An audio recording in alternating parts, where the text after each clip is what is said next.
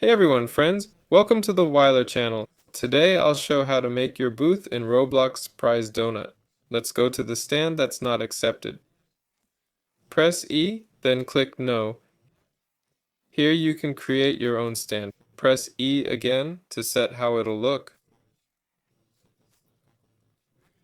Okay? You can add text, like for a new car, for example. Just an example. Next, you can choose the text font. You can also pick colors and more. Here we have VIP settings already. Now click the plus sign. Click Yes. There. Copy this link and open it in your browser.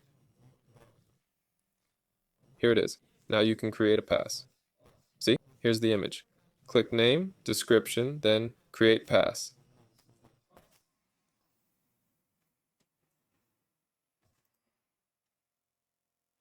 Done. Now go in-game, click plus, and add what you made.